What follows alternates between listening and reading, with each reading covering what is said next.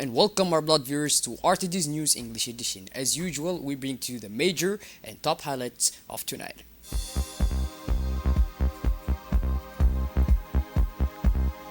The Minister for Education meets a delegation from Tianjin Vocational University.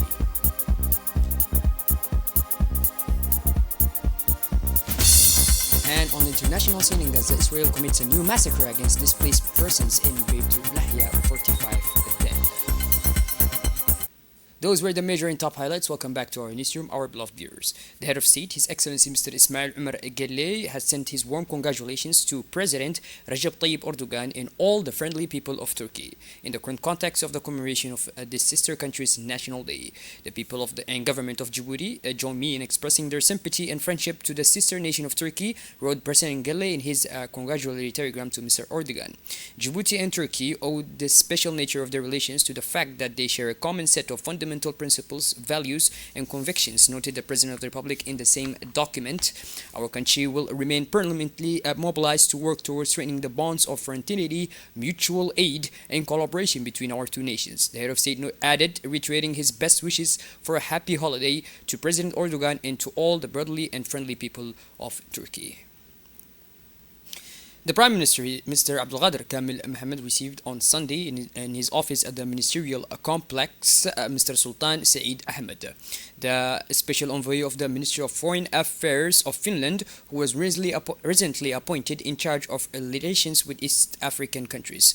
Mr. Sultan is currently on a regional tour to strengthen partnerships with countries in the region and to discuss a proposal to organize meetings led by Djibouti on mobilizing support for the Finnish program known as One Somalia policy. The Finnish initiative includes a mediation process to promote peace between Somalia and Ethiopia in collaboration with Qatar and Turkey.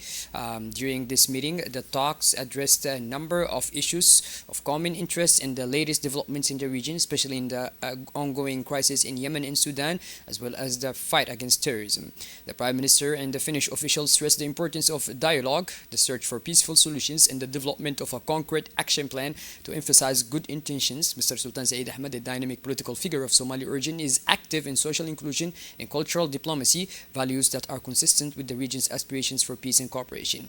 Between Somalia and Ethiopia in collaboration with Qatar and Turkey, the talks during the meeting addressed a number of issues of common interest and the latest developments in the region, especially the ongoing crisis in Yemen and Sudan, as well as the fight against terrorism. The Prime Minister and the Finnish official stressed the importance of a dialogue, the search for peaceful solutions, and the development of a concrete action plan to emphasize good intentions. Mr. Sultan Saeed Ahmed, the dynamic political figure of Somali origin, is active in the field of social inclusion and cultural diplomacy, values that are consistent with the region's aspirations for peace and cooperation.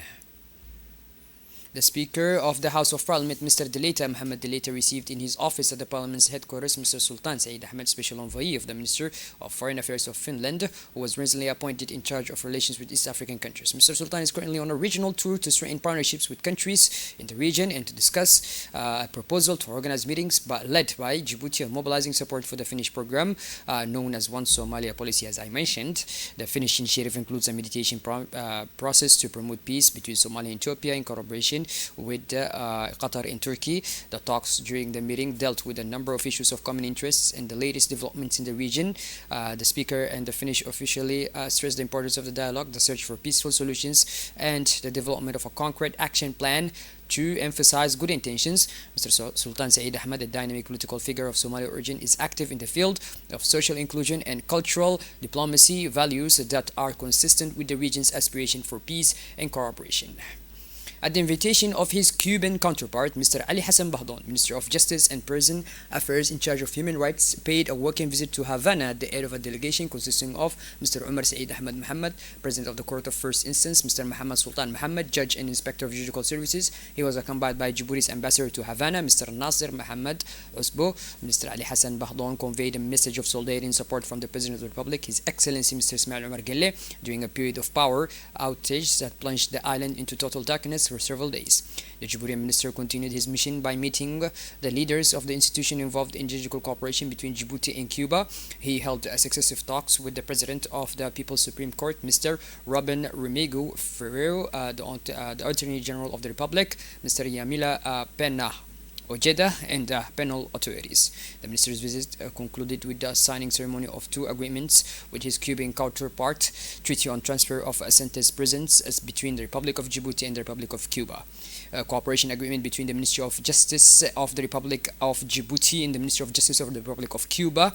Finally, the two ministers agreed to meet in Djibouti to lay new foundations for mutually beneficial cooperation as described in the adopted agreements, which fall within the framework of strengthening the bonds of friendship between our two peoples and governments.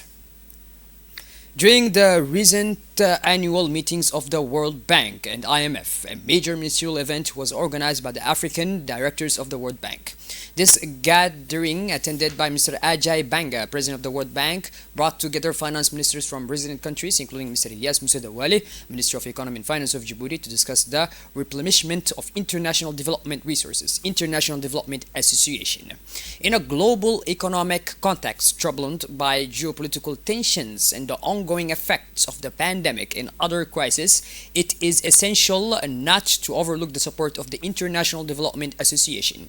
This ministerial event served as a platform to foster dialogue between donor and recipient countries, emphasizing the critical importance of resource mobilization.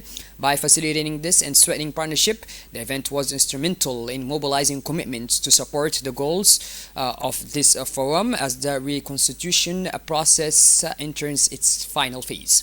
The objectives of this meeting was clear: facilitate discussions between donor and recipient country ministers to ensure synthesis on the reconfiguration goals, provide a platform for focused discussions, and encourage political will and commitment to IDS goals, advocate for enhanced IDA resources, and reboost measures to address the ongoing challenge in the most vulnerable regions.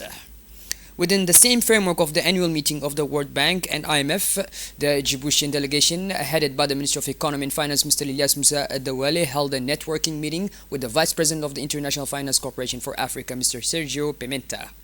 The aim of this meeting was to strengthen relations between Djibouti and the World Bank Group, with a particular focus on the development of the country's private sector.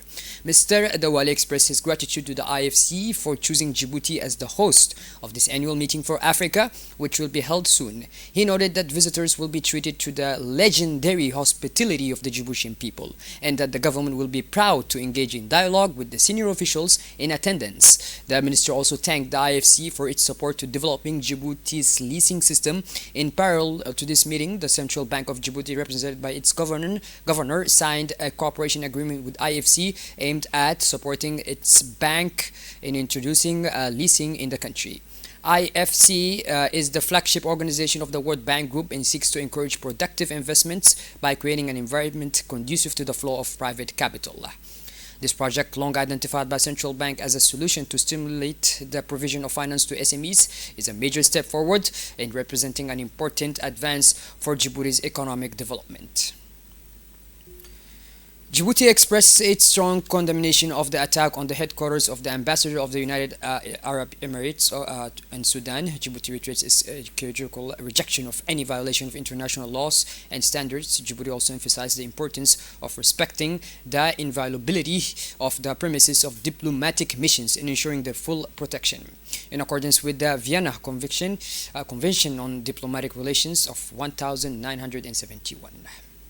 The Republic of Djibouti also strongly condemns the great violations against innocent civilians in the state of Jazeera and the sister Republic of Sudan. It emphasizes that attacking civilians, civilian objectives, and public infrastructure constitutes a flagrant violation of international humanitarian law. Djibouti calls for perpetrators of these heinous attacks to be held accountable, while demanding the cessation of hostilities and ensuring the protection of civilians. Yesterday afternoon, the Minister of National Education and Vocational Training chaired a strategic working meeting between senior ministry officials and delegation from the Tianjin Vocational University of Vocational Technology, led by Mr. Wang Qian, President of the university. The delegation also included Mr. Li Qing, Vice President of the in charge of International Relations, Head of the Railway Operation Department. The discussions touched on key initiatives and strategies to promote the development and sustainability of the Lopan Workshop to Djibouti. Among the priorities addressed was the expansion of the workshop by building a center of excellence in Djibouti City, aiming to provide a modern and appropriate framework for technical training requirements. The two sides also exchanged views on improving the academic level of low-band students through a rigorous selection of candidates and promoting Chinese language learning to facilitate exchange and training to China.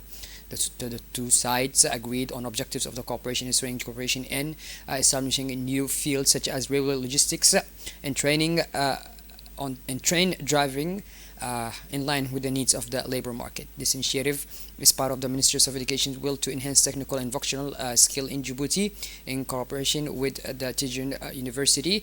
It will contribute to the country's economic and industrial growth. The mission to enhance cooperation between the university and the Ministry of Education is a result of the meeting between the presidents of the two countries, who during the China-Africa Summit committed to strengthening China-Djibouti cooperation, especially in the field of improving functional skills through the promotion of the Lupan workshop.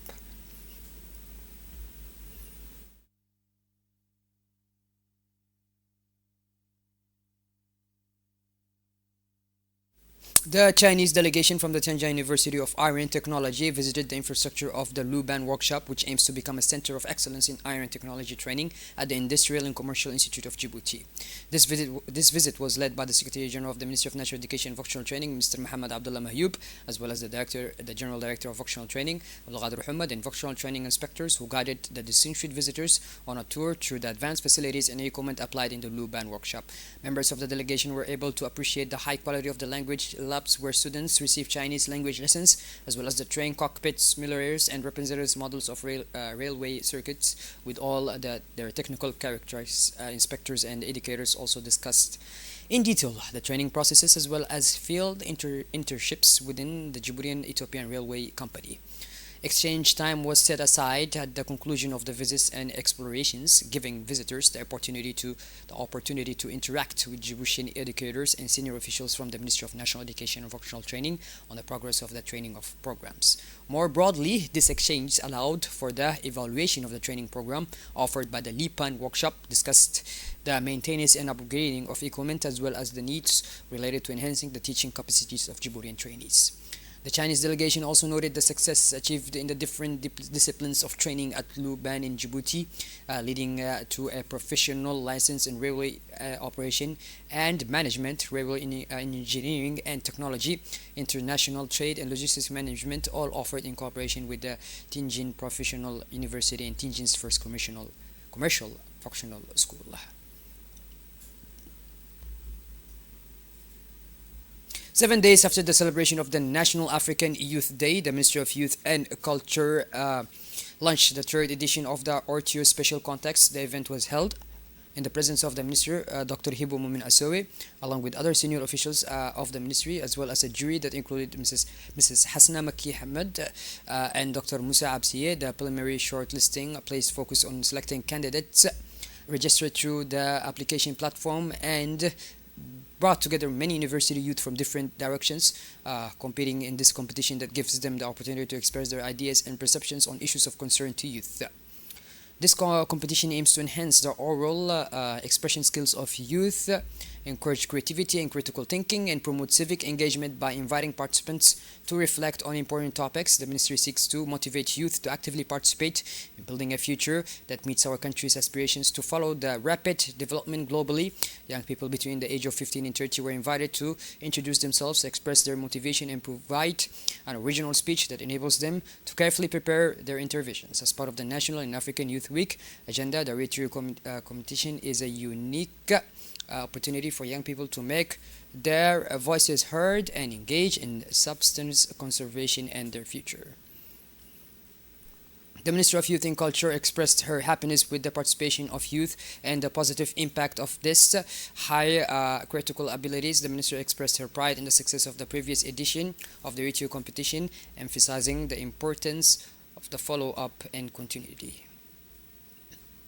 Over the past few days, the country has witnessed heavy rains that led to waterlogged main streets of road closures. To cope with these difficulties, weather conditions to the national policemen extended a helping hand to citizens in all streets and squares to facilitate traffic and transport people through their cars to their neighborhoods and safe places. The degree of readiness and coordination with the concerned authorities was raised, and all necessary equipment, crews, and forces were prepared to contribute to minimizing the effects of the rains, providing assistance to citizens and intervening immediately in all emergency situations. The effective presence of policemen had a great impact in reducing the repercussions of the rains and helping citizens reach their homes safely, which met with the approval and satisfaction of citizens who expressed their appreciation for these security efforts.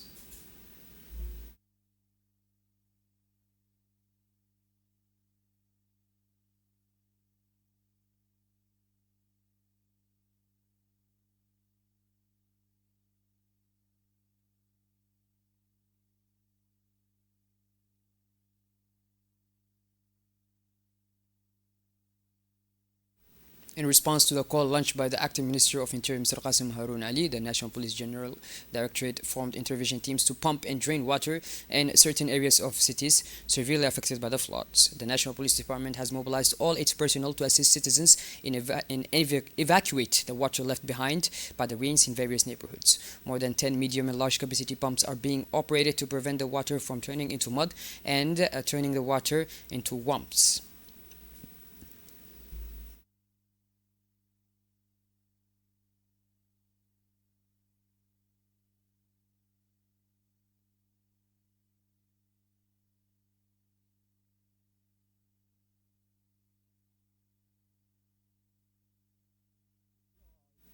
Leading experts and officials gathered yesterday in Isla Grand Hotel on the sidelines of the Climate Justice Forum for a series of discussions on the impact of climate change in East Africa. The panel, made up of specialists in the environment, public health, and sustainable development, was able to assess the situation and propose concrete actions to respond to the region's persisting climate challenge. The session was attended by climate justice experts, including Mr. Mohammed Ismail Dini, head of epidemiological surveillance and epidemic response at the National Institute of Public Health, and Dini Abdullah Umar, Secretary General of the Ministry of Environment and Sustainable Development. Each speaker shared their recommendations for concrete and collaborative actions between the government, non-governmental organizations, and citizens to mitigate the effects of climate change in East Africa. The conference sought to raise awareness and mobilize around a common vision, working collectively and proactively to build a sustainable future here in East Africa.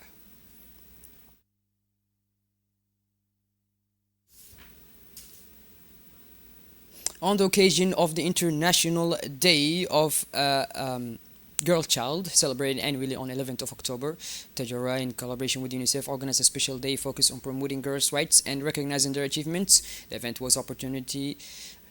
was an opportunity to raise awareness about the importance of girls' education and their vital role in the development of our society.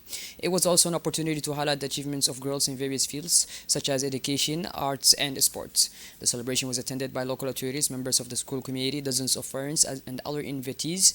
Finally, the focus on the children faced by girls and the solutions to overcome them on promoting gender equality and girls' empowerment was addressed.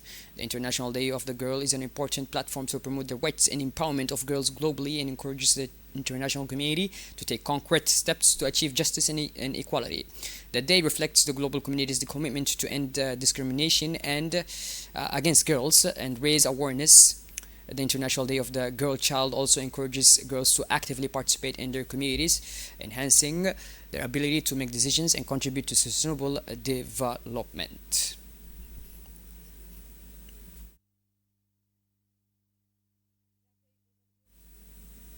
A twinning agreement was signed between the president of the Ali Sibih Regional Council and his counterpart in Obokh region in the presence of the Minister Delegate in charge of decentralization, Mr. Qasim Haroun Ali, the Minister of Trade and Tourism, Mohammed Warsima Diri, as well as the Prefect of Ali Sibih region, Abdul Malik Mohammed Bonita, the Prefect of Obokh, Mr. Musa Adam Migane, and a number of Parliament members, including the second Deputy Speaker of the National Assembly, Mr. Umar Ahmad Wa'ez, and Parliament Member Abdou Siki Diri, and the presence of a large number of citizens from Ali Sibih and Obokh from all social groups.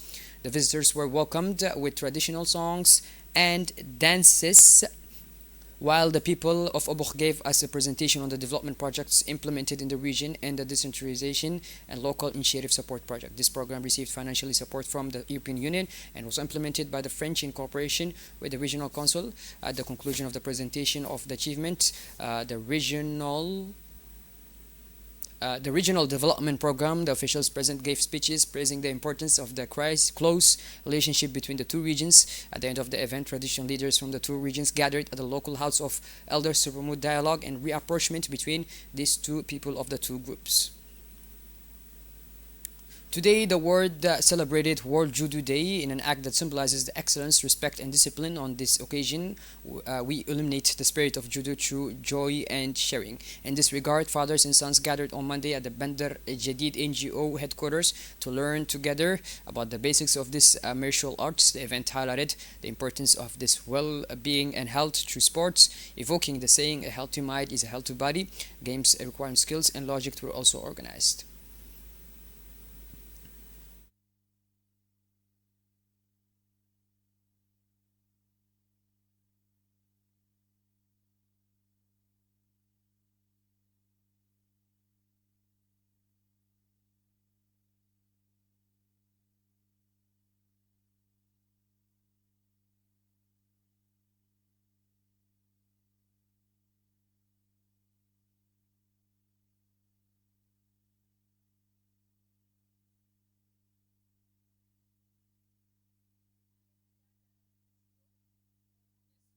Afternoon, the Red Sea Sharks shared a precious victory by beating Rwanda 1-0 in the first leg of their African Nations Championship qualifier. The only goal of the match, scored by striker Gabriel Tizi in the 59th minute after a perfectly weighted pass, gave Djibouti the lead. The win puts the Sharks in a favorable position ahead of the return leg, which will be held in Kigali on the 31st of October. For the return leg, the Sharks will need to shine again and demonstrate their full potential against the powerful Vubi. Shifting gears towards the international scene now, in the early morning hours, Israeli forces shelled homes housing displaced people in the northern Gaza Strip city of Beit Lahia, killing at least 10 people following a previous wave of attacks that killed 35 people, according to the Palestinian news agency Wafa. Israeli forces launched a series of airstrikes on multiple areas in the northern Gaza Strip, including refugee camps in Jabalia and Al Bureji. Well, by this, our blood viewers, we finally conclude this edition. Thank you for being with us, and make sure to tune in later for more as usual. Have a wonderful evening and take care.